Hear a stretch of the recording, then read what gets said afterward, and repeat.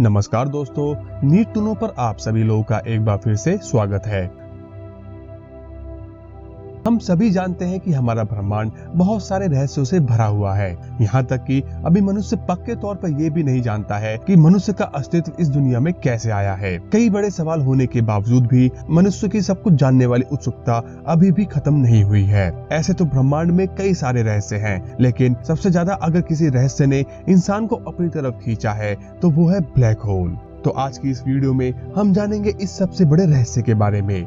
चलिए फिर इंतजार की इस बात का, चलते हैं आज इस ब्लैक होल की काली अंधेरी और रहस्यों से भरी यात्रा पर, जहां जानेंगे इन ब्लैक होल से जुड़ी पूरी कहानी।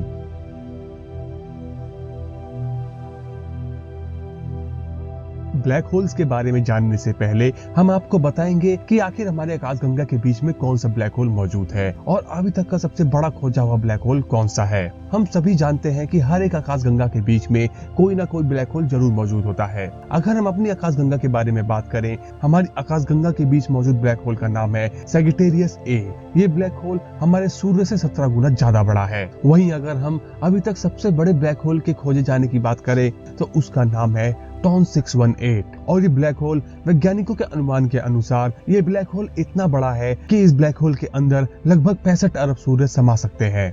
आसान भाषा में कहें तो इस ब्लैक होल का वजन 65 अरब सूर्य के बराबर है। चलिए सबसे पहले तो हम समझते हैं कि आखिर ब्लैक होल को ब्लैक होल क्यों कहा जाता है। हम सभी जानते हैं कि दुनिया में सबसे ज्यादा गति से चलने वाली अगर कोई चीज है तो वो है लाइट, यानी कि रोशनी।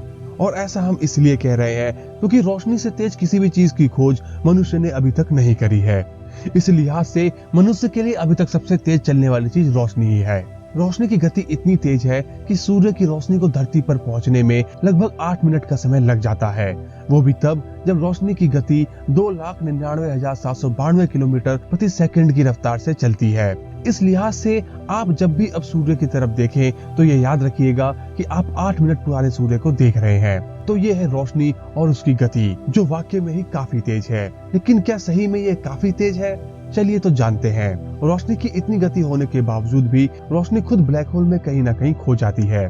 ब्लैक होल के गुरुत्वाकर्षण के आगे रोशनी भी दम तोड़ देती है और इतनी गति होते हुए भी ब्लैक होल को रोशनी पार नहीं कर पाती है। यही कारण है कि ब्लैक होल हमेशा काला ही नजर आता है।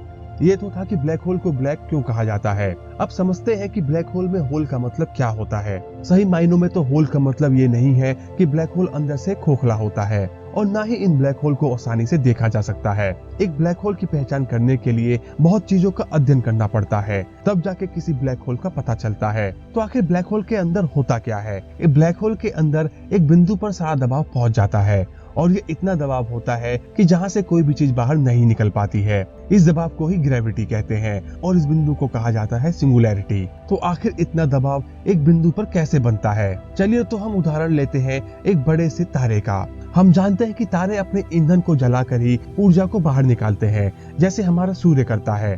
तो तारा जितना बड़ा होगा उसके केंद्र में गुरुत्वाकर्षण भी उतना अधिक होगा और अधिक गुरुत्वाकर्षण उस तारे में अनेक क्रियाओं को करवाता है। इन क्रियाओं को लगातार चालू रखने के लिए खूब सारी ऊर्जा की जरूरत पड़ती है और इन ऊर्जाओं को पूरा करने के लिए खूब सारे ईंधन का इस्तेमाल होता है और ये सारी प्रक्रिया बहुत ही तेजी से होती है, जिसकी वजह से तारे का केंद्र अधिक गर्म होने लगता है और इसी वजह से तारे के केंद्र में और भी दबाव बनने लगता है। इन सभी कामों की वजह से तारे के केंद्र में आयरन भी इकट्ठा होने लगता है। तो इस लिहाज से तारे के केंद्र में दो ताकतें काम कर रही होती हैं। पहली ताकत वो है जो चाहती है कि इस तारे में मौजूद सभी ईंधन को जला दिया जाए और दूसरी ताकत है गुरुत्वाकर्षण, जो आयरन की वजह से पैदा हो रही होती है। तो जाहिर सी बात है, जितना ईंधन जलेगा उतना आयरन बनेगा और उतना ही गुरुत्वाकर्षण मौजूद होगा और एक समय ऐसा आएगा कि तारे का सारा ईंधन खत्म हो जाएगा और गुरुत्वाकर्षण जीत जाएगा। जैसे ही किसी भी तारे का ईंधन खत्म होता है, गुरुत्वाकर्षण अपनी ताकत दिखाने लगती है और धीरे धीरे वो सभी चीजों को अंदर की तरफ खींचने लगती है और तारे का पूरा मास गुरुत्वाकर्षण की वजह से एक बिंदु के आकार में आके बन जाता है। इसी को कहा जाता है सिंगुलैरिटी। इन सभी प्रक्रियाओं के होने के बाद बनता है ब्लैक होल। लेकिन सभी तारे ब्लैक होल नहीं बनते हैं। वही तारे जो हमारे सूर्य से 4 गुना अधिक बड़े होंगे वही ब्लैक होल बन सकते हैं। तो सवाल वही आता है कि आखिर ब्लैक होल के अंदर होता क्या है? असल मायनों में ब्लैक होल के अंदर जाने जैसा कुछ नहीं होता है। ऐसा इसलिए क्योंकि इनके केंद्र में बल बहुत अधिक होता है, इतना अधिक कि रोशनी भी इससे बाहर नहीं निकल पाती है। क्योंकि ब्लैक होल अपने आसपास मौजूद सभी चीजों को अपने केंद्र की तरफ खींच रहा होता है। तो इस दौरान कई सारी रोशनियों को ब्लैक होल अपने केंद्र से कुछ दूरी पर बाहर निकाल रहा होता है, जिस वजह से दूर से दिखाई देने पर ऐसा लगता है कि ब्लैक होल का केंद्र एक छेद है। अगर किसी तरीके से ब्लैक होल के पास किसी लाइट को चालू कर दिया जाए तो हमें दिखेगा ब्लैक होल का भयानक रूप, जहाँ पर सभी चीजें ब्लैक होल के केंद्र की तरफ जा रही होंगी। हमें लगेगा कि ब्लैक होल इन सभी चीजों को खा रहा है। एक सवाल ये भी आता है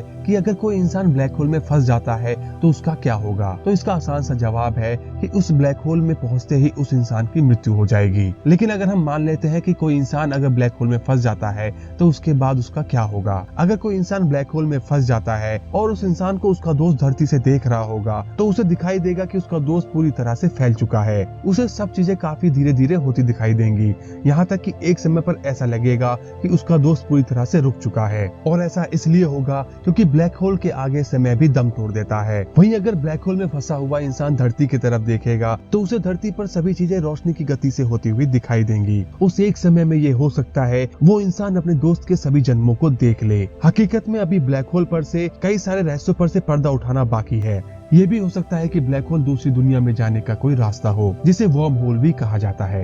ब्लैक होल एक ऐसी चीज है जो इंसानी दिमाग से परे है और ब्लैक होल पर जुड़ी जितनी खोजें अभी तक हुई हैं, उन्हें पक्के तौर पर नहीं कहा जा सकता है कि वो सभी खोजें सही होंगी। लेकिन एक चीज जो बिल्कुल सही है वो ये है कि पूरे ब्रह्मांड में अगर कोई अमर है तो वो है ब्लैक होल। ब्लैक होल कभी मरते नहीं है, ये बस अनंत ब्रह्मांड में चलते रहते हैं और चलते चलते इनके सामने जो आता है उन्हें वो निगलते जाते हैं। हो सकता है कि ब्रह्मांड में ये ब्लैक होल सभी चीजों को निकल जाएंगे, लेकिन इनका अस्तित्व हमेशा ही बना रहेगा।